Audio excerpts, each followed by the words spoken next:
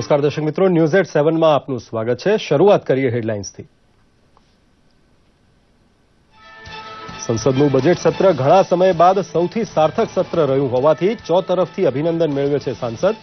વસ્તુ સેવા કરના 4 ખરડાને બહાલી સાથે લોકસભાએ 23 તો રાજ્યસભાએ 14 ખરડાને મંજૂર કર્યા।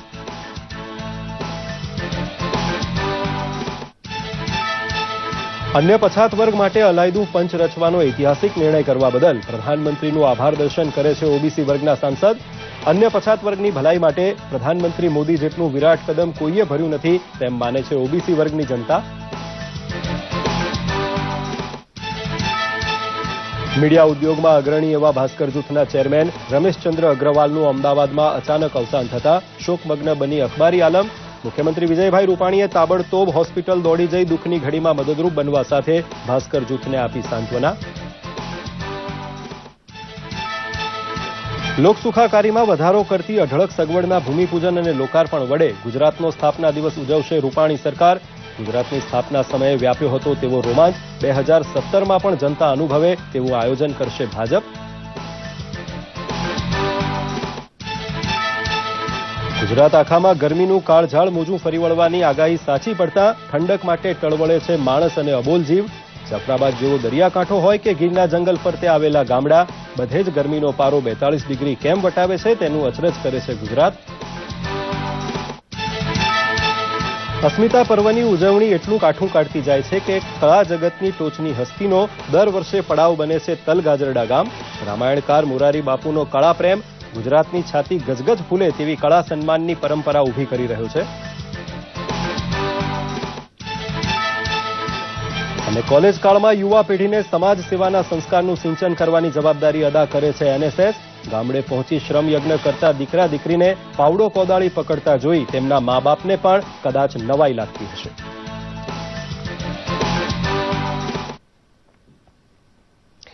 જોઈએ સમાચાર વિગતવાર।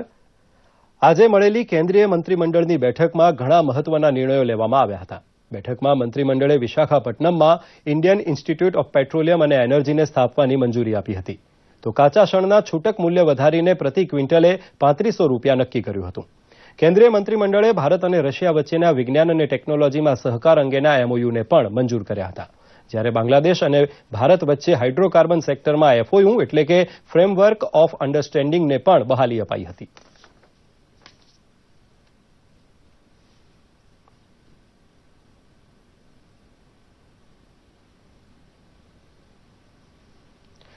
સંસદનું અંદાજપત્ર સત્ર પૂરું થતાં તેના લેખાજોખા લેવાનો રિવાજ બંને ગૃહના સભાપતિએ પાળતા કહ્યું કે ખરેખર આ સત્ર ખૂબ સાર્થક રહ્યું। વિરોધ પક્ષનો રચનાત્મક સહયોગ વસ્તુ સેવા કર ખરડો પસાર કરાવી ગયો, તો બીજી બાજુ અન્ય પછાત વર્ગ માટે બંધારણીય દરજ્જો ધરાવતા પંચની સ્થાપના માટેનો માર્ગ મોકળો થયો છે। સંસદનું બજેટ સત્ર ઘણા સમય બાદ સૌથી સાર્થક સત્ર રહ્યું હોવાથી સાંસદોને અભિનંદન ચોતરફથી મળી રહ્યા છે। લોકસભા અધ્યક્ષ સુમિત્રા મહાજને કહ્યું છે કે રજૂ થયેલા 24 પૈકી 23 ખરડા લોકસભાએ પસાર કરી દીધા હતા, તો કામકાજ પૂરું કરવા માટે સાંસદો 8 કલાક અને 40 મિનિટ જેટલો एक्स्ट्रा समय बैठा था। वित्त वर्ष की समाप्ति के पूर्व पूरी बजट प्रक्रिया को पूरा करना हमारे सांसदों की उल्लेखनीय उपलब्धि रही है और जिसकी सराहना 5 अप्रैल 2017 को भी यहाँ से की गई है। इससे जन कल्याणकारी कार्यों के लिए 1 अप्रैल से धनराशि उपलब्ध हो गई थी। चालू सत्र के दौरान 24 सरकारी विधेयक इंट्रोड्यूस किए गए, कुल मिलाकर 23 विधेयक पारित किए गए। લોકસભાએ પસાર કરેલા મહત્વના ખરડામાં જીએસટીના 4 વિધેયક ઉપરાંત વેતનની ચૂકવણી સુધારા ખરડો, રદ થયેલા ચલણનો અમલ બંધ કરવાનો ખરડો, શત્રુની સંપત્તિ સુધારા ખરડો, માનસિક આરોગ્ય સંભાળ ખરડો, મોટર વાહન કાયદામાં દંડની જોગવાઈ કરતો સુધારા ખરડો તથા સામાન્ય અંદાજપત્રનો સમાવેશ થાય છે। बजट सेशन बहुत ही सार्थक रहा, यानी पिछले 70 साल में जैसे माननीय लोकसभा के सभाध्यक्षा ने 5 तारीख को वर्णन किया और सभी सांसदों को बधाई दिया, सभी पार्टियों को बधाई दिया। રાજ્યસભાએ પણ બજેટ સત્રમાં વસ્તુ સેવા કરને લગતા 4 ખરડાને બહાલી આપી રંગ રાખ્યો હતો. સભાપતિ ડોક્ટર હામિદ અંસારીએ કહ્યું કે બજેટ પસાર કરવા સહિત 14 મહત્વના ખરડા ગૃહમાં પસાર થયા હતા. આધાર કાર્ડની અનિવાર્યતા અને ચૂંટણી સુધારા અંગેની ચર્ચા ખૂબ જોરદાર રહી હતી. The 242nd session of the Rajya Sabha that commenced on the 31st of January this year comes to a close today. The House had 29 sittings during which it deliberated for more than 136 hours. OBC વર્ગના સાંસદોએ પ્રધાનમંત્રીના આભાર દર્શન માટે મુલાકાત લઈ કહ્યું હતું કે આઝાદી બાદ અન્ય પછાત વર્ગ સમાજની ભલાઈ માટે તમારા જેટલું વિરાટ કદમ કોઈએ ભર્યું નથી. पहली बार हमारे प्रधानमंत्री जी नरेंद्र भाई मोदी जी ने उनके प्रयास से ये पार्लियामेंट में पास हुआ, लेकिन अभी अनफॉर्चुनेट रहा कि राज्यसभा में जो है वो सेलेक्ट कमेटी में जाएगा. कुछ महीनों की देरी जरूर हुई है और बहुत ही शीघ्र जो है ये कमीशन बन के आएगा, जिससे कि समाज के अंतिम छोर पे जो बैठे हैं ओबीसी के लोग, उनको इसका कॉन्स्टिट्यूशनल स्टेटस मिलने से बहुत बड़ा फायदा मिलेगा. पिछड़े वर्ग के लिए जानकारी काफी से काफी हो जिससे वो लाभ उठा सके. और सभी सांसदों को कहा कि आप लोग ये काम करो कि भीम ऐप लेके हर के पास जाओ, उनको चलाना सिखाओ और सीधे वो बैंक से लोन ले सके, महाजन के कर से मुक्त हो जाए. અન્ય પછાત વર્ગની રચના કરવા સાથે તેને બંધારણીય દરજ્જો આપવાનો ખરડો લોકસભાએ પસાર કરતા હવે રાજ્યસભાએ તેને મોહર મારવાની છે. દૂરદર્શન સમાચાર, અમદાવાદ. મીડિયા જગતમાં શિરમોર એવા ભાસ્કર જૂથના ચેરમેન રમેશચંદ્ર અગ્રવાલનું અચાનક અવસાન થવાના સમાચાર બહાર આવતા ગમગીની ચોતરફ ફેલાઈ ગઈ છે. અમદાવાદ હવાઈ મથકે ઉતરાણ બાદ છાતીમાં દુખાવાની ફરિયાદ કરતા રમેશચંદ્ર અગ્રવાલને તાબડતોબ અપોલો હોસ્પિટલ લઈ જવાયા હતા, જ્યાં સારવાર શરૂ થાય તે પહેલા જ તેમણે અંતિમ શ્વાસ લીધા હતા. મુખ્યમંત્રી વિજયભાઈ રૂપાણી દુઃખદ સમાચાર મળતા જ અપોલો હોસ્પિટલ દોડી ગયા હતા અને ભાસ્કર જૂથને મદદરૂપ થવાની તૈયારી દાખવી હતી. ભાસ્કર જૂથનું વડુ મથક અને અગ્રવાલ પરિવાર ભોપાલમાં હોવાથી રમેશચંદ્રના નશ્વર દેહને વિશેષ વિમાન દ્વારા ભોપાલ લઈ જવાની વ્યવસ્થા ગોઠવાઈ છે. પ્રધાનમંત્રી નરેન્દ્ર મોદીએ પોતાની ટ્વીટમાં તેમના પરિવારને સાંત્વના પાઠવતા જણાવ્યું હતું કે મીડિયા જગતમાં તેમણે આપેલું યોગદાન હંમેશા યાદ રહેશે.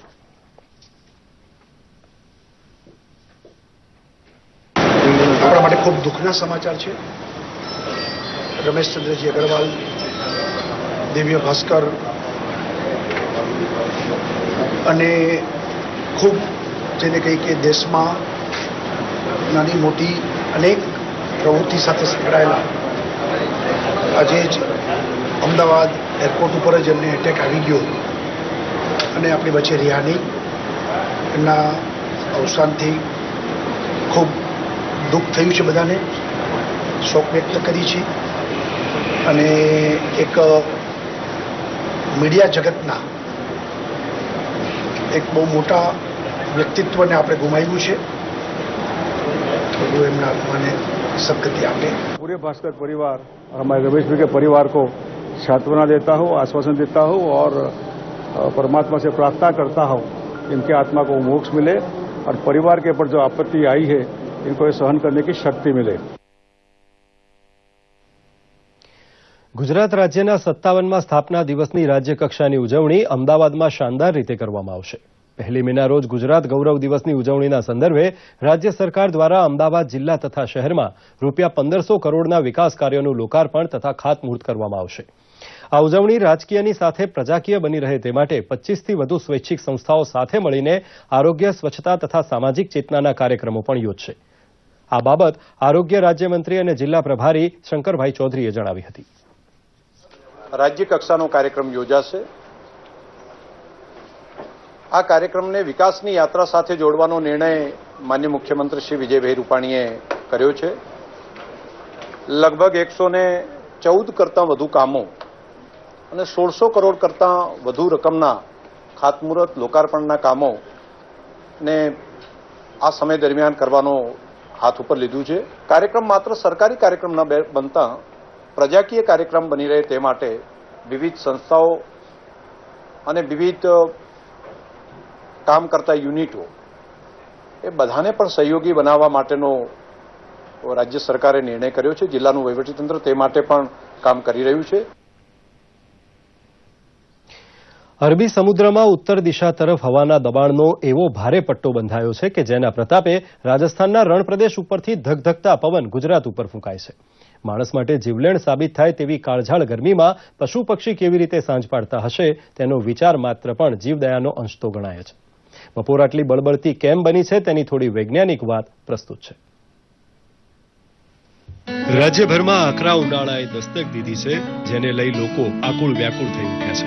શરીરને દઝાડતા ગરમ પવનો ફૂંકાતા લોકો શેકાઈ ઉઠ્યા હતા. ગરમીનો પારો હજુ પણ ઊંચો જઈ શકે છે તેવી હવામાન વિભાગની આગાહી વચ્ચે લોકોએ વધુ કાળઝાળ ગરમીનો સામનો કરવા તૈયાર રહેવું પડશે. મંગળવારે રાજ્યના 20 શહેરોમાં ગરમીનો પારો 41 ડિગ્રી સુધી પહોંચી ગયો હતો. અમદાવાદમાં સતત બીજા દિવસે તાપમાનનો પારો 41.4 ડિગ્રી નોંધાતા લોકો કાળઝાળ ગરમીમાં શેકાઈ ઉઠ્યા હતા. કાળઝાળ ગરમીને લઈ ઠંડા પીણાના બજારમાં તડાકો પડી ગયો છે. हाँ अभी गर्मी बहुत ज़्यादा बढ़ गई है. लास्ट 2-3 दिन से तो टेम्परेचर बहुत ज़्यादा हाई हो गया है. बहुत दिक्कत आ रही है घर से बाहर निकलने में. लेकिन प्रिकॉशन हम लोग लेते हैं, छाछ पीते हैं, कोल्ड ड्रिंक पीते हैं. उसके अलावा बाहर गार्डन में जाते हैं, पेड़ के नीचे घूमते हैं. ડિહાઇડ્રેશન એ ના થાય એટલે લીંબુ શરબત નહીં પીએ, પણ હવે જતી વખતે તો બધું પતી ગયું એટલે શેરડીનો રસ અહીંયા પીએ છે. હવામાન વિભાગની આગાહી મુજબ ભારતીય ઉપમહાદ્વીપમાં મજબૂત જમીની હવાનો મારો આગામી 36 થી 48 કલાક સુધી ચાલુ રહેશે, જેને લીધે 48 કલાક સુધી તાપમાનમાં ઘટાડાની કોઈ શક્યતા નથી. આ સાથે અમદાવાદ મ્યુનિસિપલ કોર્પોરેશન દ્વારા આગામી 2 દિવસ યલો એલર્ટ જાહેર કરાયું છે. બુધવાર અને ગુરુવાર ગરમીનો પારો 42 ડિગ્રીને પાર કરી જવાની સંભાવના વ્યક્ત કરાઈ છે, જેથી શહેરીજનોને ગરમીથી બચવા માટે વિવિધ સૂચનો કરાયા છે. મહત્વનું છે કે 41 થી 43 ડિગ્રી વચ્ચે ગરમીનો પારો રહેવાનો હોય તો યલો એલર્ટ જાહેર કરાય છે. ઘણીવાર આપણે જાણીએ છીએ કે ભાઈ ગરમીમાં શું કરવું, પણ અવેરનેસ કે રેડ એલર્ટ ડે આવી રહ્યો છે, સો તેના માટે જે પ્રિકોશન્સ લેવા છે કે 11 થી 5 ઘરની બહાર ન નીકળવું, હલકા રંગના કપડાં પહેરવા, ખૂબ પ્રમાણમાં પાણી પીવું, દેન એ બધા જ પ્રિકોશન લેવાના છે. એટલે અવેરનેસ મેક્સિમમ ક્રિએટ થાય માટે અમે પ્રયત્ન કરી રહ્યા છીએ. રાજકોટમાં પણ આજે મોસમનો સૌથી ગરમ દિવસ અનુભવાયો હતો, જ્યારે સૌરાષ્ટ્રના અન્ય મુખ્ય શહેરોમાં પણ આવી જ સ્થિતિ રહી હતી. સૌરાષ્ટ્રના દરિયા કિનારે આવેલા પોરબંદરમાં છેલ્લા 3 દિવસથી અચાનક ગરમ લૂ ફૂંકાવા લાગી છે અને ગરમીનો પારો સતત વધી રહ્યો છે. તો સખત ગરમીને કારણે માનવીઓની સાથે સાથે પશુ પક્ષીઓની હાલત પણ કફોડી બની છે. એટલી બધી ભયંકર ગરમી અત્યારે તો ધીરે ધીરે કરીને બહુ વધી રહી છે અને બપોરના ટાઈમે તો બિલકુલ રોડે સુનસાન થઈ જાય છે. કચ્છમાં પણ આજથી 3 દિવસ સુધી હીટ વેવની આગાહી હવામાન વિભાગ દ્વારા જારી કરાઈ છે. આગામી 3 દિવસ સુધી કચ્છમાં 42 થી 45 ડિગ્રી જેટલું તાપમાન રહેવાની આગાહી કરાઈ છે. આમ ગણતરીના દિવસોમાં કુદરતનો મિજાજ બદલાયો હોય તેમ આકરા તાપે સૌરાષ્ટ્ર કચ્છ સહિત રાજ્યભરમાં લોકોને અગન વર્ષાનો અનુભવ કરાવ્યો હતો. બ્યુરો રિપોર્ટ, દૂરદર્શન સમાચાર, અમદાવાદ.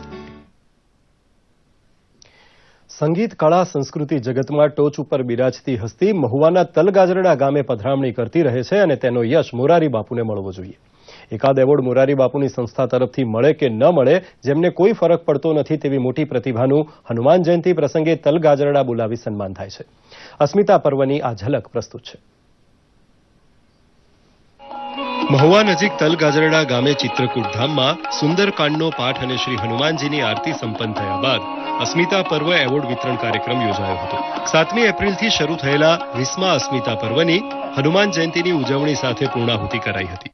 અસ્મિતા પર્વની ઉજવણી દરમિયાન રામકથાકાર મોરારી બાપુ શ્રોતા તરીકે આસન લઈને નીવડેલા અને નવા એમ બંને સર્જકોની કલાને જિજ્ઞાસાથી સાંભળે છે અને નિહાળે છે અને યોગ્ય ક્ષણે દાદ પણ આપે છે. प्रसन्नता व्यक्त कर रहा हूं तो यहाँ मैं साक्षी नहीं रहा हूं मैं, लेकिन अब कभी नहीं फिर से, फिर तो मैं मजा से दूर रहा हूं. समीप संता छे जा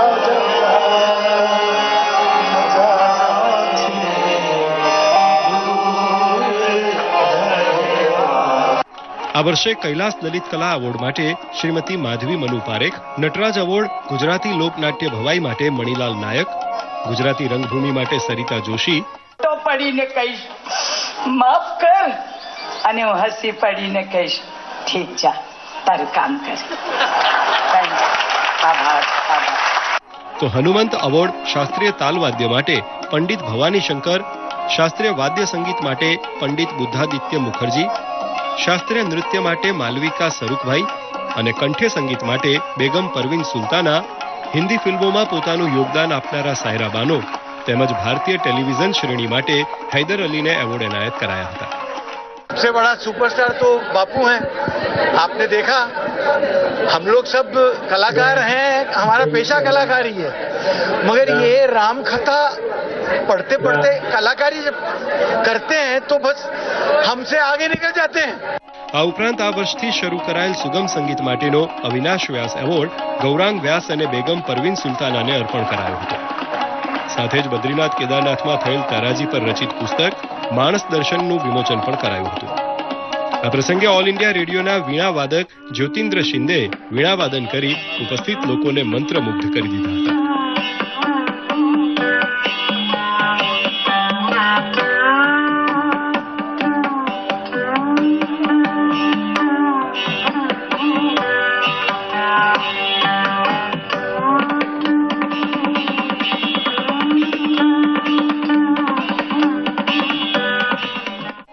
હનુમાન જયંતિના પાવન પ્રસંગે પૂજ્ય મોરારી બાપુના હસ્તે કલાક્ષેત્રે યોગદાન આપનારા વિવિધ મહાનુભાવોનું હનુમંત એવોર્ડ આપીને સન્માન કરાયું હતું અને મોરારી બાપુ દ્વારા પ્રાસંગિક અભિવ્યક્તિ બાદ અસ્મિતા પર્વની પૂર્ણાહુતિ કરાઈ હતી. દૂરદર્શન સમાચાર માટે ભાવનગરથી હિતેશ રાઠોડનો અહેવાલ. કોલેજ કાળમાં સમાજ સેવાનું સંસ્કાર સિંચન યુવા પેઢી માટે જરૂરી હોવાથી રાષ્ટ્રીય સેવા યોજના દ્વારા તેમને ગામડે ગામડે મોકલીને લોકોને મદદરૂપ થવાની તક અપાય છે. પરિવર્તન દૂત બનવાની ગુંજાઈશ ધરાવતા છોકરા છોકરી સહિયારી મહેનત માટે પાવડા કોદાળી ઉપાડે તે દ્રશ્ય તેમના મા બાપ માટે પણ અકલ્પ્ય હોય છે. પરંતુ આ કમાલ એનએસએસનો છે. વલસાડ નજીકના ગામડે ગામડે યોજાઈ ચૂકેલા શ્રમ યજ્ઞની આ વાત પ્રસ્તુત છે. શિક્ષણની સાથે સાથે વિદ્યાર્થીઓ સામાજિક પ્રવૃત્તિ કરી દેશ સેવામાં મદદરૂપ થાય તે માટે એનએસએસ દ્વારા અનેક લોકજાગૃતિના કાર્યક્રમો હાથ ધરવામાં આવે છે. વલસાડના કપરાડા તાલુકાના મોટપોઢા કોલેજના યુવા વિદ્યાર્થીઓ ગામડાની જીવનશૈલીને જાણી શકે તે માટે વિદ્યાર્થીઓ અને શિક્ષકો એનએસએસ શિબિર દરમિયાન 10 થી 15 દિવસ ગામડામાં રહી લોકસંપર્ક અને લોકજાગૃતિના વિવિધ કાર્યક્રમો યોજી ગ્રામ્ય વિસ્તારના લોકોને માહિતગાર કરે છે. પર્યાવરણ જાગૃતિને લઈને કાર્યક્રમો, વિમેન એમ્પાવરમેન્ટને લઈને કાર્યક્રમો કે જેમાં અમે છોકરીઓને સેલ્ફ ડિફેન્સ ટ્રેનિંગ અપાવી છે. જુદી જુદી જગ્યાની વિઝિટ કરાવી છે, જેમાં old age home, sub jail visit Navsari અને મૂક બધિર મંદબુદ્ધિના બાળકોની શાળાઓમાં જવું, એમની સાથે રમવું અને આ ઉપરાંત બ્લાઇન્ડ સ્કૂલની વિઝિટ. મોટપોઢા કોલેજના એનએસએસ શિબિરનો એક યુનિક પ્રોગ્રામ છે ગૌદાન. કોલેજ દ્વારા ગ્રામ્ય વિસ્તારોમાં રહેતા જરૂરિયાતવાળા લોકોને આર્થિક રીતે મદદ થવા માટે ગૌદાન કરવામાં આવે છે, જેથી કોલેજની શિબિર દ્વારા કરાતી પ્રવૃત્તિથી ગૌ ગરીબ પરિવારની આર્થિક સ્થિતિમાં સુધારો આવ્યો છે. સૌથી મોટું અમારું કાર્યક્રમ છે ગૌદાનનું, જે ભારતની માત્ર એક જ કોલેજ અમારી કરી રહી છે ગૌદાન કાર્યક્રમ. એની નોંધ રાજ્ય સરકારે પર લીધી છે. અત્યાર સુધીમાં અમારી કોલેજ થ્રુ કે અમે સાથે જઈને 392 જેટલા ગૌવંશનું ગૌદાન કર્યું છે અને એમાં દાદરા નગર હવેલી દૂધની ગામમાં ઘણા ગૌવંશને લોકોને રોજીરોટી પૂરી પાડી. દહીં દૂધ ઘરમાં વાપરીએ, ડેરીમાં ભરીએ, બચે તેને ઘણો અમને ફાયદો થયો. દૂધ ભરીએ ત્યારથી જેવી એમાં અમને ખબર પડી કે આમાં સારું છે. અને કોલેજ તરફથી કેવી રીતે? કોલેજ તરફથી અમને ઘણો ફાયદો મળ્યો કે આમાં આમ વેચાતી લેવા જઈએ આપણને તો મોંઘી પડે, આમ અમને સારું પડે. મહત્વનું છે કે સમાજમાં અનેક સંસ્થાઓ સામાજિક પ્રવૃત્તિ કરી રહી છે, ત્યારે એનએસએસ શિબિરના માધ્યમથી શિક્ષણની સાથોસાથ સામાજિક કાર્ય કરી કોલેજના યુવાનો દેશના ગામડાઓને સહાયરૂપ બની રહ્યા છે, જે અત્યંત સરાહનીય છે. દૂરદર્શન સમાચાર માટે વલસાડથી અંકુર પટેલનો અહેવાલ. સારી શાળા કોને ગણવી તેનો જવાબ દંભ વગર જડવો મુશ્કેલ છે. સારી સગવડ હોય તે શાળા સારી ગણાય કે સારું ભણાવે તેને સારી શાળા ગણવી? વિચારી જુઓ. સરકારી શાળા સારી હોય જ નહીં તેવી જનમાન્યતા તૂટે તેવો દાખલો બની છે બનાસકાંઠાના ગામ ઉત્તમપુરાની પ્રાથમિક શાળા. પોતાનું નામ ઉત્તમપુરા હોવાથી આ ગામે પોતાની શાળાને ઉત્તમ બનાવી દીધી છે. ઉત્તમપુરાની સરકારી પ્રાથમિક શાળામાં વાલીઓ, શિક્ષકો અને દાતાની મદદથી આધુનિક ખાનગી શાળાને ટક્કર મારે તેવી સુવિધા ઉપલબ્ધ કરાવવામાં આવી છે. અહીંયા વિદ્યાર્થીઓને અભ્યાસની સાથે સાથે સત્ય અને ઈમાનદારીના પાઠ ભણાવવામાં આવે છે. શાળામાં ખોલેલ રામ હાટમાં વિદ્યાર્થીઓની જરૂરિયાતની ચીજ વસ્તુ રાખવામાં આવે છે. અહીં વિદ્યાર્થીઓ કિંમત જોઈ તેટલી રકમ કેશ બોક્સમાં નાખે છે. બાળકોના અક્ષર સુધરે તે માટે તેમને માટીના રમકડા બનાવવાનું ટાસ્ક આપવામાં આવે છે. हमारे यहाँ एक प्रयोगशाला है जिसमें हमें अलग अलग तरह के प्रयोग करने में बहुत ही मज़ा आता है. हमारे यहाँ लाइब्रेरी है, हम दर शुक्रवार को वहाँ पुस्तकें पढ़ने के लिए जाते हैं। हमारे यहाँ मंगलवार को ज्ञान की बात और गुरुवार को गुरुवाणी सिखाई जाती है, जिसे हमें सुनकर बहुत ही मजा आता है। બાળકો અભ્યાસ સાથે પર્યાવરણના પાઠ શીખે તે માટે તેમના જન્મદિવસે શાળામાં તેઓ વૃક્ષ વાવે છે અને તેનું જતન કરે છે. શાળામાં બાળકોના આરોગ્યનું પણ ધ્યાન રાખવામાં આવે છે. આ માટેના સાધનો પણ વસાવાયા છે. આ સરકારી શાળામાં નવો રૂમ બનાવવાનો હોય કે computer lab, library, CCTV camera કે વિદ્યાર્થીઓને સાયકલની સુવિધા આપવાની હોય તો દાતાઓ ઉદાર હાથે ફાળો આપે છે. આ શાળા સ્વચ્છતામાં પણ અગ્રેસર છે. ભારતના બ્રાન્ડ એમ્બેસેડર શાળાની સ્વચ્છતાથી પ્રભાવિત થયા હતા. ઉત્તમપુરા પ્રાઇમરી સ્કૂલમાં આવ્યા પછી મને બીજી સ્કૂલો કરતાં કંઈક જુદો જ અનુભવ થયો છે. ખૂબ જ સ્વચ્છ શાળા છે. તમે કેમ્પસમાં એન્ટર થાઓ, મેદાનમાં એન્ટર થાઓ, સ્કૂલના પગથિયા ચડો, પ્રાર્થના હોલમાં જાઓ, ક્લાસરૂમમાં જાઓ, આચાર્યની ઓફિસમાં જ્યાં પણ જાઓ, સ્વચ્છતા ઉડીને આંખે વળગે એવી છે. સ્કૂલનું સ્ટાન્ડર્ડની વાત કરીએ તો જે પ્રાઇવેટ સ્કૂલમાં જે એજ્યુકેશન સ્ટાન્ડર્ડ છે એનાથી પણ અમારી સ્કૂલનું જે એજ્યુકેશન સ્ટાન્ડર્ડ છે એ વધારે અપ છે એવું કહીએ તો પણ કંઈ ખોટું નથી. કારણ કે અમારી સ્કૂલના વિદ્યાર્થીઓ જિલ્લામાં પણ જ્યાં જ્યાં પ્રવૃત્તિઓ હોય છે સારી રચનાત્મક એમાં સૌથી મોખરે આવે છે. શાળાના શિક્ષકો વિદ્યાર્થીઓના અભ્યાસ સાથે તેમની જરૂરિયાત માટે ખૂબ જ જાગૃત છે. તેઓ પોતાના પગારમાંથી અનુકૂળતા મુજબ અક્ષય દ્રવ્યમાં દાન જમા કરાવે છે. આ બોક્સ વર્ષમાં એકવાર ખોલી વિદ્યાર્થીઓની જરૂરિયાતની વસ્તુ લાવવામાં આવે છે. દર સાલ શિક્ષક મિત્રોના સહયોગથી, સ્ટાફ મિત્રોના સહયોગથી સરસ મજાની પ્રવૃત્તિઓ ચલાવીએ છીએ. અહીંયા અક્ષય દ્રવ્ય કરીને એક પ્રવૃત્તિ ચાલે છે. તેમાં દર શિક્ષક દર મહિને પોતાના પગારમાંથી પોતાનો એક હિસ્સો એ અક્ષય દ્રવ્ય મૂકી અને જરૂરિયાતમંદ વિદ્યાર્થીઓને શેર આપીને એના શિક્ષણ કાર્યમાં એ મદદરૂપ થાય છે. બાળકોનો સર્વાંગી વિકાસ કરતી આ ઉત્તમ શાળાનું દ્રષ્ટાંત ગુજરાતની સૌ શાળાઓએ લેવા જેવું છે. બનાસકાંઠાથી સરફરાઝ નાગોરીનો અહેવાલ. કેન્દ્રશાસિત પ્રદેશ દમણમાં નગરપાલિકાના પ્રમુખ તરીકે ભાજપાના શૌકતભાઈ મીઠાની ચૂંટાયા છે. દમણ નગરપાલિકાના પૂર્વ પ્રમુખ દ્વારા રાજીનામું અપાતા ચૂંટણી અધિકારી કિશનકુમાર દ્વારા ચૂંટણી પ્રક્રિયા હાથ ધરાઈ હતી. ભાજપ તરફથી શૌકત મીઠાની, જ્યારે કોંગ્રેસ તરફથી જયંતિ પટેલ ચૂંટણીમાં ઉભા હતા, જેમાં શૌકતભાઈનો 11 મતથી વિજય થયો હતો.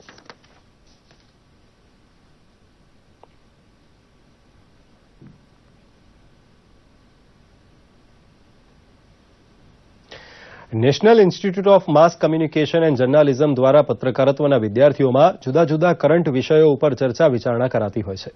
આજે વસ્ત્રાપુર લેકમાં ગૌહત્યા અને તેના કાયદા ઉપર પત્રકારત્વના વિદ્યાર્થીઓએ ચર્ચા વિચારણા કરી હતી અને ગૌહત્યાના કાયદા ઉપર લોકોના મત પણ જાણ્યા હતા. વિદ્યાર્થીઓએ જણાવ્યું હતું કે આ પ્રકારની ડિબેટથી તેમને ઘણું બધું જાણવા મળે છે. તો સાથે જ વિદ્યાર્થીઓએ ગૌહત્યાના કડક સજાના કાયદાને યોગ્ય ગણાવ્યો હતો.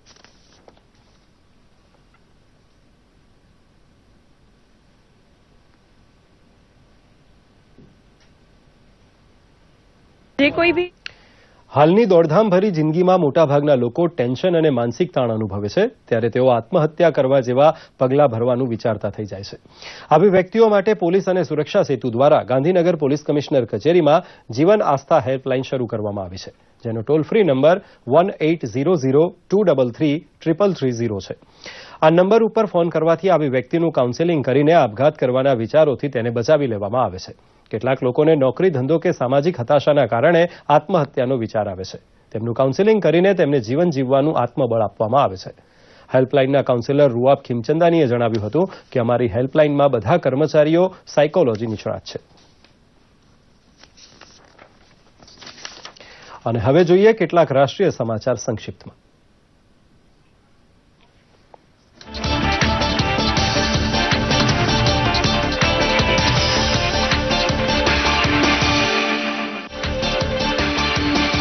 કુલભૂષણ જાધવને છોડાવવાની ઝુંબેશ બને છે વધુ વેગવાન. ચોતરફથી પાકિસ્તાનની થઈ રહી છે આલોચના.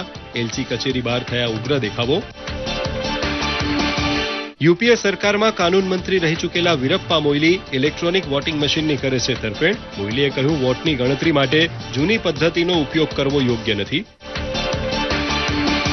ઉત્તર પ્રદેશ સરકારે વિધવા પેન્શનમાં કર્યો 1000 રૂપિયાનો વધારો. ગરીબ, વૃદ્ધ અને દિવ્યાંગોની સામાજિક સુરક્ષા વધારવામાં આવી. સામાન્ય શ્રેણીના ગરીબો માટે બનશે સામાજિક કલ્યાણ બોર્ડ. કર્ણાટકમાં દુષ્કાળથી બેહાલ ખેડૂતોની હાલતનો ચિતાર કૃષિમંત્રી રાધામોહન સિંહને આપતા પૂર્વ પ્રધાનમંત્રી એચ.ડી. દેવેગૌડા. દુષ્કાળની પરિસ્થિતિની સમીક્ષા માટે કેન્દ્રમાંથી ટીમ મોકલવાનો કર્યો આગ્રહ. કૃષિમંત્રી રાધામોહન સિંહે કર્ણાટકના દુષ્કાળગ્રસ્ત ખેડૂતો માટે શક્ય તમામ મદદનું આપ્યું આશ્વાસન. કૃષિમંત્રીએ કહ્યું, કર્ણાટકની સરકાર પાસેથી આ અંગે વિગતવાર અહેવાલ મંગાશે. પ્રધાનમંત્રી આવાસ યોજનાની રાષ્ટ્રીય સ્તરની સમીક્ષા કરતા કેન્દ્રીય શહેરી વિકાસ મંત્રી વેંકૈયા નાયડુ સબકા સપના ઘર હો અપના યોજના હેઠળ 2022 સુધીમાં બધાને ઘર ઉપલબ્ધ કરાવાશે. ઓડિશાના કોરાપુટમાં સર્ચ ઓપરેશન દરમિયાન માઓવાદી અને જવાનો વચ્ચે અથડામણમાં એક માઓવાદીનું મોત. પૂર્વ કેન્દ્રીય મંત્રી તથા વરિષ્ઠ કોંગ્રેસી નેતા અખિલેશ દાસનું લખનૌમાં 56 વર્ષની વયે નિધન. પ્રધાનમંત્રી મોદીએ ટ્વિટર પર શ્રદ્ધાંજલિ પાઠવતા જણાવ્યું કે પૂર્વ સાંસદ તથા કેન્દ્રીય મંત્રી અખિલેશ દાસના નિધનથી થયું ઘણું દુઃખ. સંસદમાં એઇડ્સ પ્રતિરોધક તથા નિયંત્રણ વિધેયક 2017 લોકસભાની મંજૂરી સાથે પસાર. વિધેયકમાં એઇડ્સના અટકાવ તથા નિયંત્રણ માટેના પગલાંની જોગવાઈ. જે કાયદાનું ઉલ્લંઘન કરશે તેના માટે દંડ અને કેદની જોગવાઈ. બીએસસી સેન્સેક્સ 144 અંક ઘટીને 29,643.48ની સપાટીએ રહ્યો બંધ. નિફ્ટી 33 પોઈન્ટ ઘટીને 9,203.45ની સપાટીએ રહ્યો બંધ.